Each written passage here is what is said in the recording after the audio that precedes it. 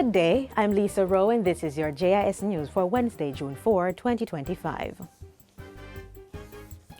Government will be spending over $2.8 billion on flood management interventions, including repairs and enhancement to the National Gully network this fiscal year. This was announced by the Minister with Responsibility for Works, Robert Morgan, during his sectoral debate presentation in Parliament yesterday. He revealed that $825 million would be spent on river training works to redirect and stabilize water flow, rehabilitation of heavily eroded gullies, and critical upgrades to the country's drainage systems. These measures are aimed to safeguard communities, protect critical infrastructure, and this is part of the government's commitment to ensure that we are ready for any disaster. The larger portion of the allocation, approximately $2 billion, is earmarked for comprehensive repairs and enhancements to the National Gully network. A significant portion of these funds will be directed towards the Sandy Gully and its tributaries. Not many people realize, but the Sandy Gully is not one gully. It's an entire network of a drainage system that ensures that Kingston does not flood. A significant portion of the funds also will be dedicated to the North and South Gully in St. James. These improvements are not only critical to flood control, but also for public health and urban development, protecting vulnerable communities and ensuring a sustainable future for Jamaicans. Almost 1,800 Jamaicans had their criminal records expunged in the last fiscal year, opening up new doors of opportunities to fully reintegrate into society. These were from 2,500 applications received in the 2024-2025 fiscal year. The update was given by the Minister of Justice, Delwar Chuck, during his sectoral presentation in Parliament yesterday. We need to give people a second chance. Many of them are out there, can't get work, can't travel, and we need to look at that. Successful expungement applicants benefit from having a conviction removed from their criminal records. Since 2016, more than 7,000 expungement applications have been approved, out of a total of almost 11,000 for this justice service, which is always in high demand. He says the ministry is making systemic changes to facilitate the transformation of more Jamaican lives through the expungement program. To that end, the ministry recently employed and assigned 2 officers to the Criminal Records Office to assist with locating records for expungement applicants. The real problem was that we were not getting the CRO reports on time. We have now decided to appoint 2 persons, pay 2 persons to work in the CRO, appointed by the CRO office, and we pay them. So persons no longer have to wait too long for their applications to be considered. And so, Madam Speaker, over the past 6 months or so, we have completed over 2,000 backlog applications.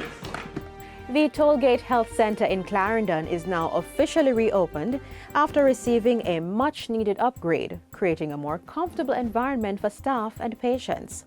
This was done under the Ministry of Health and Wellness's Operation Refresh program, with financing through the National Health Fund, NHF. Renovations to the facility, including the addition of air conditioning units, repainting, new bathrooms, new windows, and reinforced concrete slab floor with tiled finish.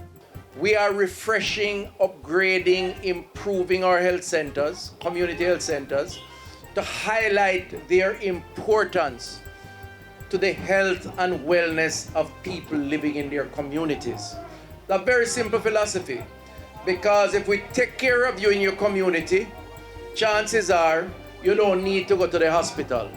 The health minister says he hopes to have a rainwater harvesting and storage system, as well as a power generator, in place at the facility to make it more resilient. Up to 20,000 residents from various communities access the center for a range of health services, such as antenatal and postnatal care, family planning, pap smear, child health, and immunization services.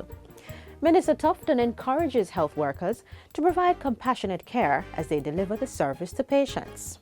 We are going to have to ensure that on top of the new infrastructure that we put in, has to come the quality of service. And service starts with a smile. It starts at the gate. It starts with the common courtesies of good morning and good evening. How can I help you?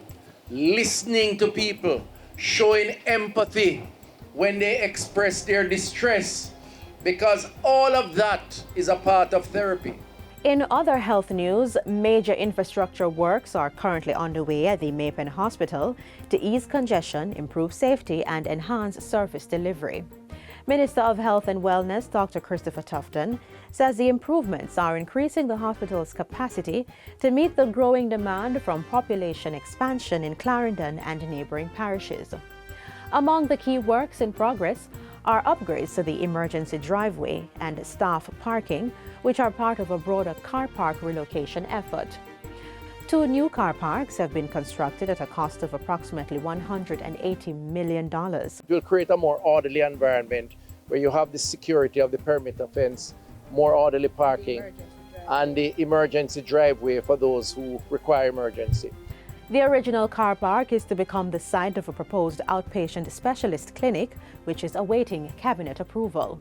I'm hoping over the next week or so, subject to cabinet's approval, is a $600 million plus award of a contract to build a new outpatient specialist clinic. This will mean adding some additional services, specialist services, in a new facility that will provide for both patients and doctors and their support teams to provide services to the expanding demand here at the hospital. Work is also progressing on the hospital's perimeter wall, which is being carried out in phases to enhance the security of the facility. The minister also mentioned plans to expand bed capacity through a proposed $25 million investment, as well as efforts to strengthen staffing. And finally, Jamaica and the Dominican Republic have taken a major step in strengthening bilateral relations with the signing of a parliamentary friendship agreement aimed at deepening legislative cooperation and democratic engagement. The milestone agreement was signed on May 28 in Santo Domingo by Jamaica's Senate President Thomas Tavares Finson and his Dominican counterpart, Senator the Honorable Ricardo de los Santos. The agreement commits both countries to strengthening interparliamentary dialogue, legislative cooperation, and shared democratic and development goals. It also establishes a framework for regular communication and cooperation between both parliaments, encouraging the exchange of best practices and legislative strategies.